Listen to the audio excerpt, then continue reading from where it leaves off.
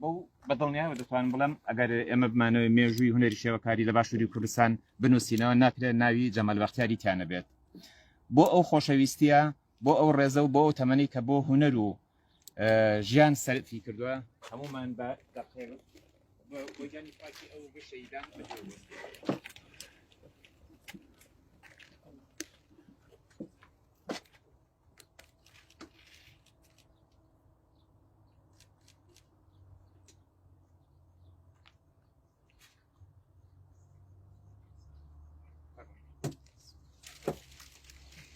AUX mode. سكن سكن روما صلاح وين ابوي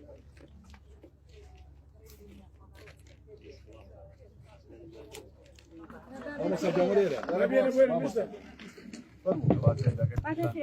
بين ابوي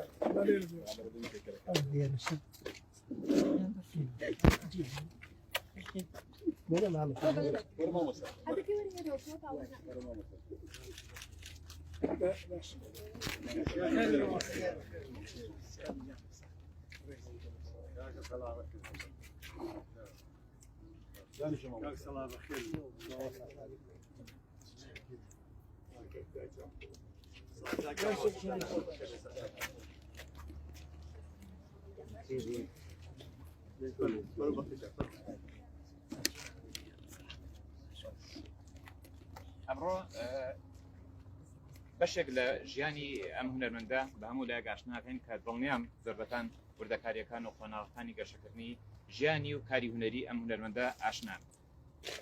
ساڵی 1925 شێوەکار جەمال حامید ئەسعەد ناسراوە جەمال بەختیار لە سلێمانی لەدایک بۆ خوێندنی سەرەتایی و ناوەندی هەر لەم شارە تەواو کردووە. ساڵی 1946 بەشداری کۆماری مەهاباد کردەوە و پێشەوا قازی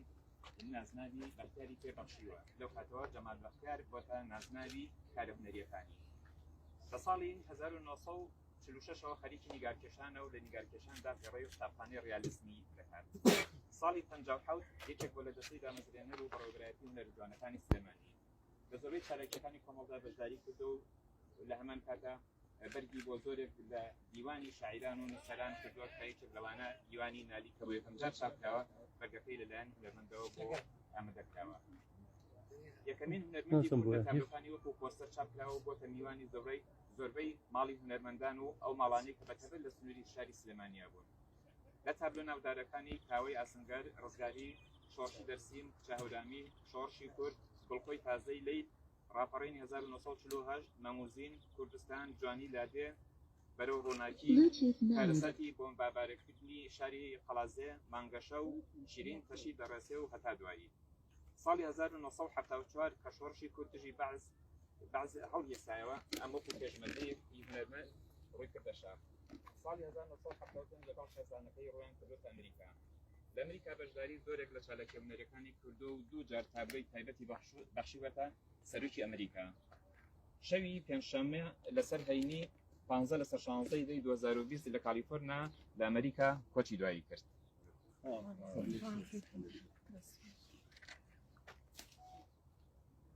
وتاری دامەزراوەی کەریمی عەلەکە.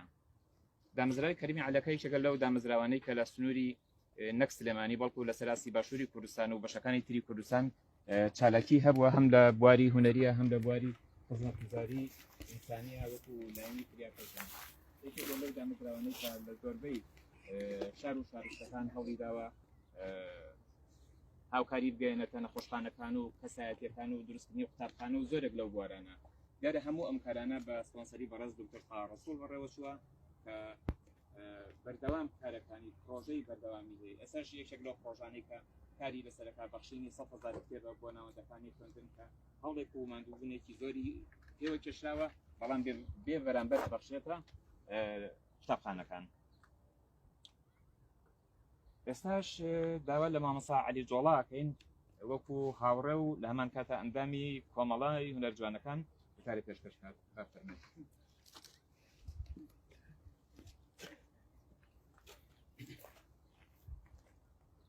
خۆشەویستان بەڕێزان، من لە ڕاستیە تەمەنێکی مامناوەندیمان بردوۆتە سەر لە کاتی یەکترناسینمان لەگەڵ کاک جەمالە وەک هونەرمەند لە دامەزراندنی کۆمەڵەی هونەر و وێژەی کوردی بوو سەرەتای حەفتاکان.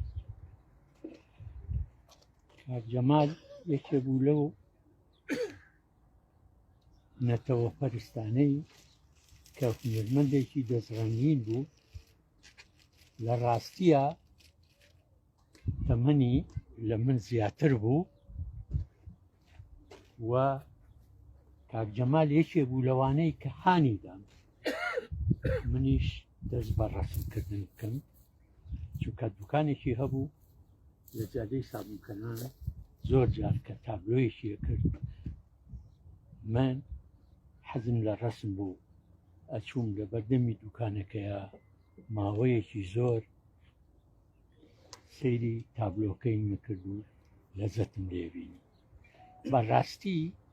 یەکەم جار چاوی من کە کرایەوە بە شتی کلتوری کوردی، کاک جەمال خۆی سەرێکی فێربوونی هونەری شێوەکاری من بوو. بۆیە هەتا ماوەم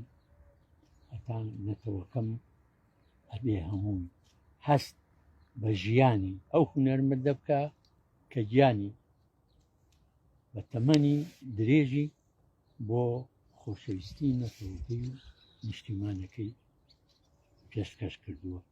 و هەڵوێستی کاک جەمال وازام هەمووتان لە من زیاتر ئەزانن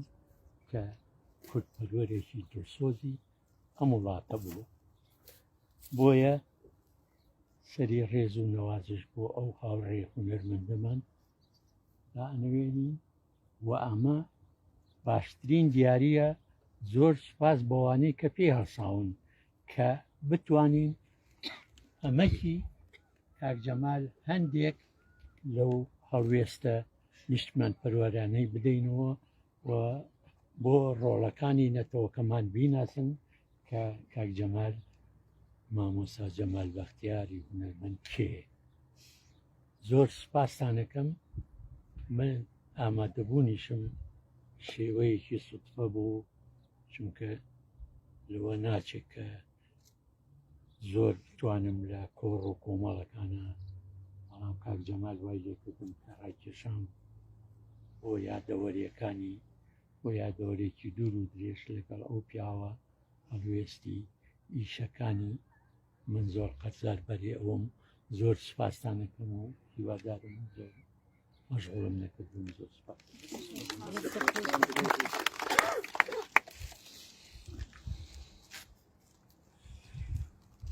ئێستاش کارمەزنەری عەقیبی سندیکای هونەرمەندان داخەرمێ بۆ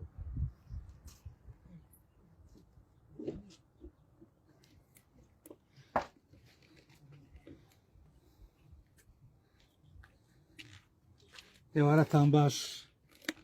خانەوادەی هونەرمەندی کۆچکرد و جەمال بەختیار هونەرمەندان ئامادەوانی بەڕێز، خۆم بە خۆشحاڵە زانم لێرە بتوانم چەند دقەیەک چەند قوڵێکێک قسە لەسەر یەکێک لە هونەرمەندانی پێشەنگ لە بواری شێوەکاری و بواری خەتخۆشی یاخود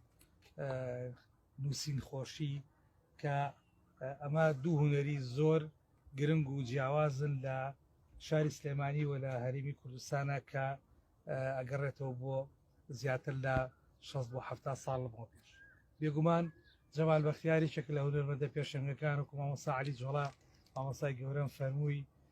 باسی لە ژیان و دەستپێک و کارەکانی کرد بوو. بەداخەوە بەنیسبەت ئێمەوە کاک جەمال بەختیار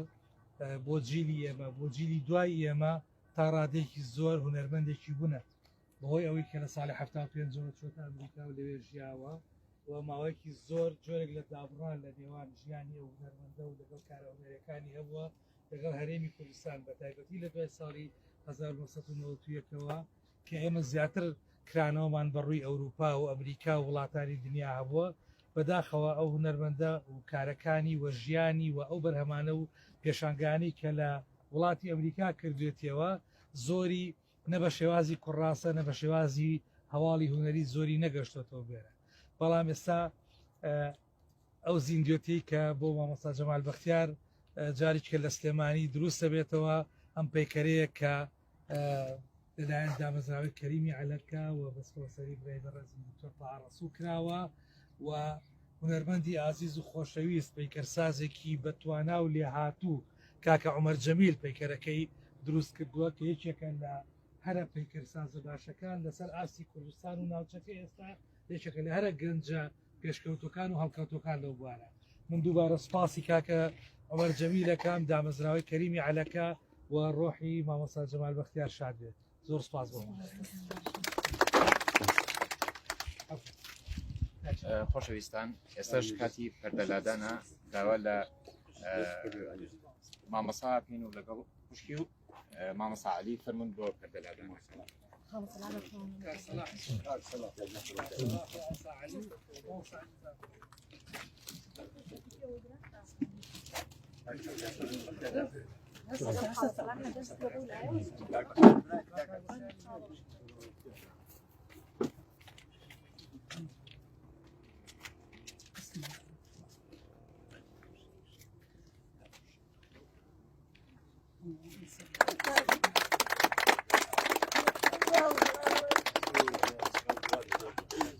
بۆ تۆ کاکەجان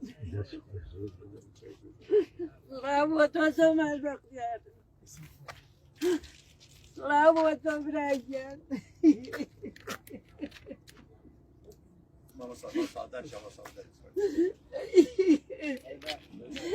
قوربانی گۆڕە خەریفەکە بمرایگیان منیش بە خۆی تۆ دەست بریدارمە کاکەجیان برایگیان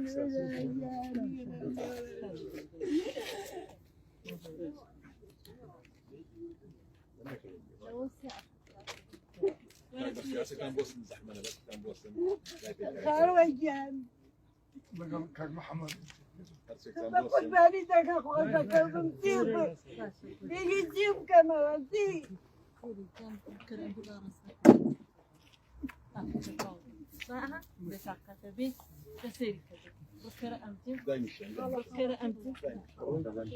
هەمومان وایە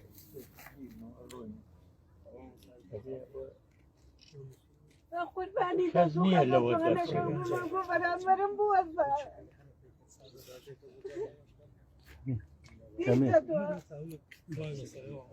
خاوەجیان ڕێگاکەم دوورە جان نەکەوی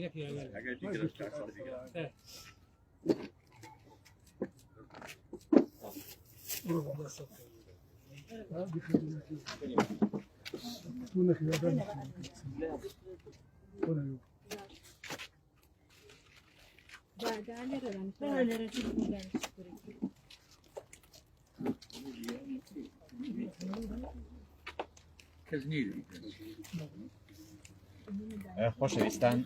وتاری بنەماڵە لەلایەن نیانخانی کتی مامۆستا جەمال و نووسراوە بۆتانە فەرماوانە میوانە خۆشەویستەکان ئامادەبوانی بەڕێز سڵاو و ڕێزی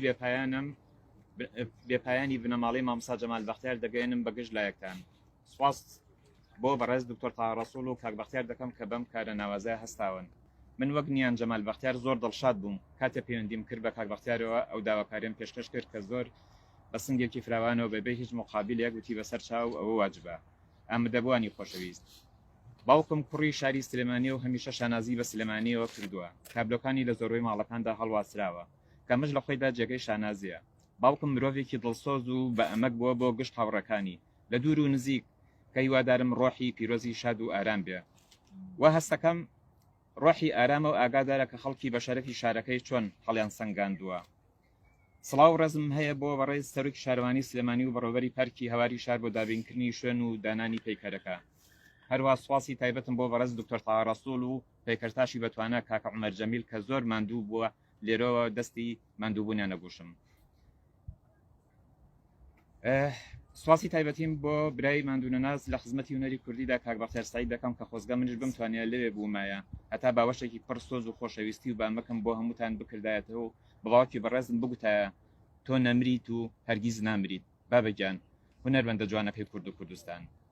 دووبارە سڵاو ڕزم بە هەموو لایەکتان دەست و چاوی یەک بە یەکتان ماچەکان بۆ هاتن و ماندووبوونتان و بەسەرکردنەوەی باوکم وەک زیندوویەک نیان جەمال بەختیار.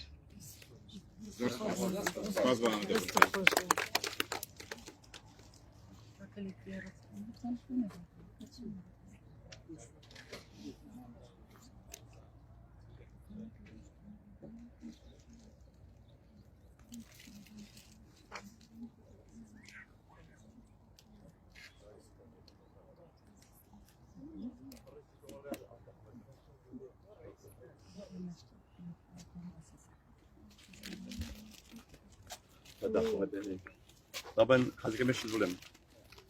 ام بياوا عند امي كومال بوس دستي دام زين كومال هرجوانا كان يكون يوجو كودي كيسا هنرجوانا كان اندام بو دستي دام زين بو اي مؤسسي كومال هي كم ارمي كومال شام بياوا دروسي كدو يا كم ارمي كومالي ونرجو ام بياوا دروسي كدو سرجان ماكي ماو ورجع شانازه من دورم خوجي دايم كسر مقت عبد الجان قيجي اسم باش يساق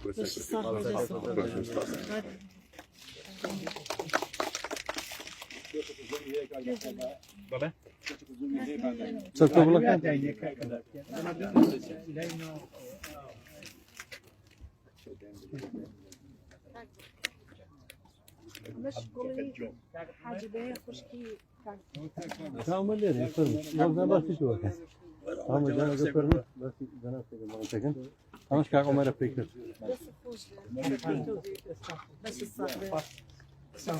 كم جربت اني بس ما بدس خوش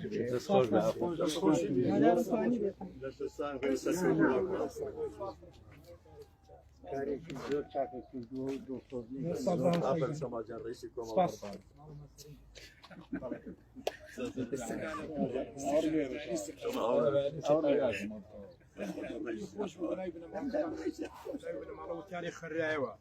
حزيك المكسب كم بلان بنايبنا مالو تاريخ لأن تهاود سخوشي تاني كم سباس تانا كم سباس هو عمل دبني عمو داك مالو توزي حزيك إيه باش بابي قيشك كي هاد كسي دورية شكي هبة إنسان يا دل قوم باس قوم أنا قوم بيا دايم بيكون جالك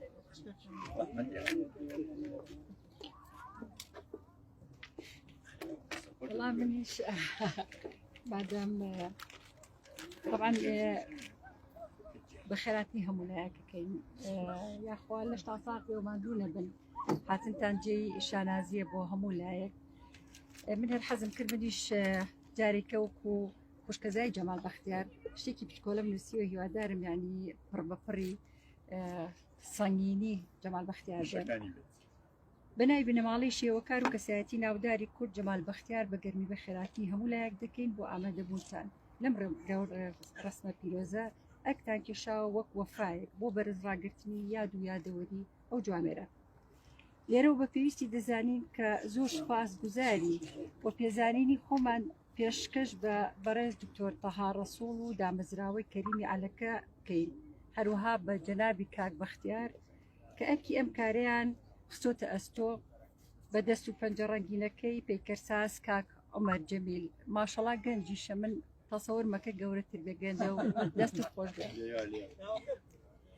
هەروەها سوپاس و پێزانینیشمان بۆ شارەوانی سلەیمانی و لایەنە پەیوەندیدارەکان بۆ سازکردنی ئەم کارە بە دڵنیایی و بیرکردنەوە و بە زیندووی کرد هێشتنەوەی کەسایەتی ناودار و خزمەت دۆستەکانی میلەتەکەمان ئەرکێکی نیشتیمانی و نەتەوەیە وەفایەکی بەرز و مرۆڤانەشە کە جێگای ڕێز و پێزانینە لای هەمووان ئاشکرایە کە خەمخۆرانی ڕەسەنایەتی و کە لە پۆلی کوردایەتی بۆ بە زیندووی هێشتنەوەی کەسایەتی ناودارەکانی میلەتەکەمان ئەرکێکی پیرۆزە کە هەمیشە بەڕاستی دکتۆر تەها و دامەزراوەکانی کەمتەرخەم نەبوون و لێ و ماندوو نەناسانە ئیشیان کردو و ئەوەی ئاگای لێبێ لە نزیکەوە زانێ زۆر کاری جوانیان کردووە کاروانی دوور و درێژی ژیانی جەمال بەختیار پڕە لە وێزگەی ڕەنگاوڕەنی جوانی مرۆیی هونەری داهێنان و سیاسەت و کوردایەتی ئەوەی لە نزیکەوە ئاشنای نەبوو بێت نازانێت چۆن مرۆڤێک بوو چەند پرسۆز و میهرەبان بوو لەگەڵ ئەو ڕوخسارە جوانە کە هەی بوو ڕۆحێکی جوانتری هەبوو دانیشتن لەگەڵی گفتوگۆکردن هێز و ورە بەخش بوو پڕ بوو لە بۆنی گوڵاوی خۆشەویستی و گەشتبیینی کاتێک دەمانبینی خەریکی کێشانی وێنەیەکە هەر خۆی لە پشت تابلۆکەوە تابلۆیەک بوو کەم کەس دەزانێت کە خاوەنی دەنگێکی پڕ لە سۆزیش بوو جارجارە لەگەڵ وێنە کێشانەکەدا دەنگێکی خۆشی گەرمی وەک تیشکێک دەیبردیتە خەونێکی ئەفسوناوی من چەند جارێک خێرا و شەکانی گۆرانەکانم دەنووسی تا بیرم نەچێت و بیڵێمەوە پیاوێکی سادە و قسە خۆش و مەعشەر خۆش مەعشەر لەگەڵ گەورە و بچووک دۆست و بێگانە ئەهلی سوعبەت و قسە خۆشیش بوو ئەوانەی کە لە نزیکەوە زانن ئەهلی سوعبەت و قسە خۆشیش بوو بەڕاستی مرۆڤێکی پڕ لە مرۆڤایەتی و بەخشینی بێسنوور بوو هیوادارین گرنگی زیاتر بدرێت بە کارەکانی جەمال بەختیار و توێژینەوە لەسەر کارەکانی وەک مەدرسەیەکی تایبەت بە خۆی بکرێت تا نەوەی نوێ سوود لە ڕەوتی شێوەکاری ئەو گەورە هونەرمەندە ببینێت جارێک کەس زۆر سوپاس و دەستخۆشی لە هەموو لایەک و لە شتان ساڵ بێت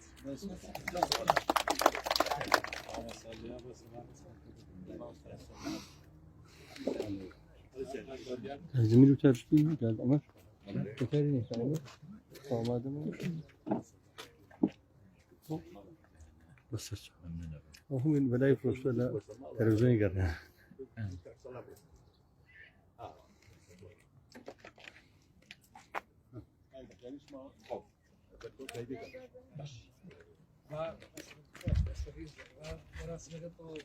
ئەمە دەوانی خۆشەویست بەخێر بێن سەر چاو بورن ئەرەکتان کێشا و هاتن بۆ ئێرە بەڵام خۆشحاڵ بووین بە کۆبنەوەی هەمومان وەکو